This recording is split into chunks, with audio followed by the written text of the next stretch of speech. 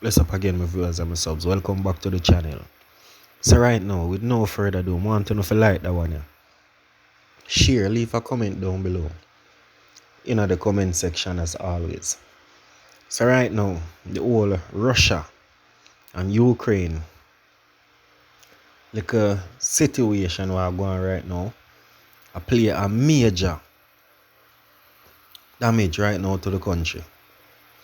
So right now, impact of sanctions and Russia influence price increase come Thursday. Petrojam. Motorists will pay more for gas when they go to the pump on Thursday. The state-owned oil refinery Petrojam says E1087 is to move up by $1.78 to sell for 182.43 per litre. And a litre of E90 will go up by 176, sell for 187.42. Automotive diesel will move up by 3.6% litre to sell for 186.47. Ultra low diesel will sell for 190 per litre following the increase of 3.06. The price of kerosene will go up by 3.06 to sell for $161.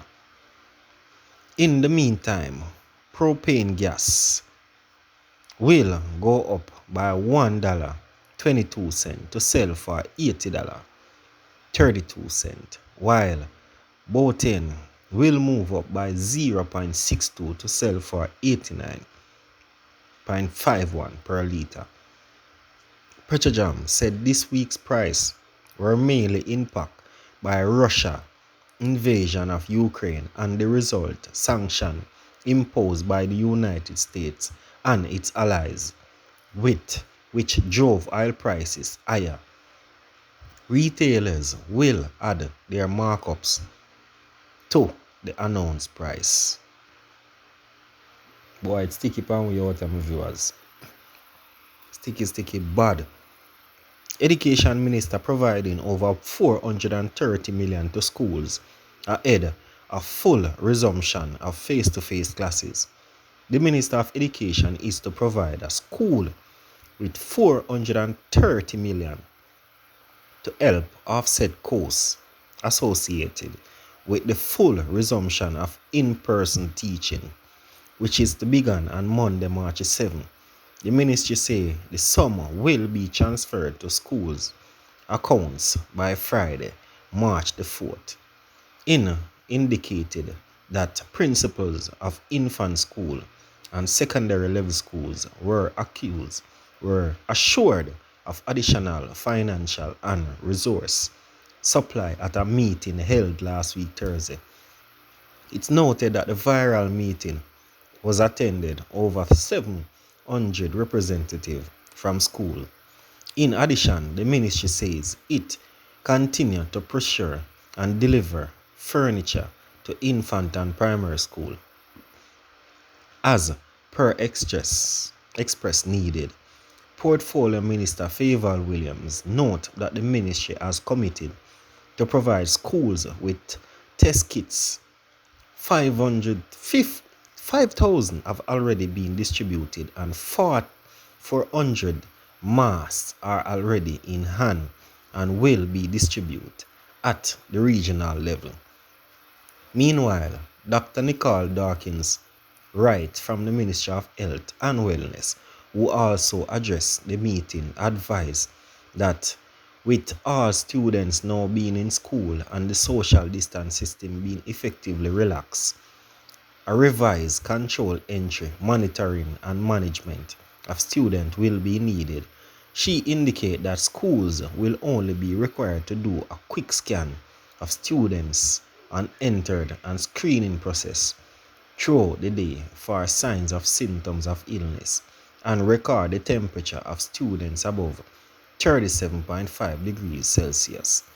If it is at 38 degrees and above, they should be removed to the isolation room for further assessment. guided by the in-person protocol already shared with school. Students will still be encouraged to sanitize their hands frequently and wear masks to reduce the spread of the pandemic. Clarendon businessman freed of causing by dangerous driving. 70-year-old businessman Peter Thompson was today freed in St. Catherine Circuit Court of 2 counts causing by death by driving rough and badly on the road. Thompson, who is the owner of the Maypen Ice Factory in Clarendon, was freed following a no-case submission made by defense lawyer Dwight Reese and Douglas Thompson. Thompson was charged arising from an accident on August 19, 2016 on the PJ Patterson Highway in which Eric Reed and his wife Alvera died. Thompson was driving his Mercedes-Benz motorcar on the highway near to Portmore exit when it was alleged that he collided with a Nissan motorcar in which the deceased were passengers in the back seat. The driver of the Nissan motorcar testified that he was traveling between 60 to 80 km per hour when he felt an impact to the rear of his vehicle. The reconstruction expert said under cross-examination that the damage he saw to the Nissan motorcar would be unlikely to have occurred if it was traveling at that speed.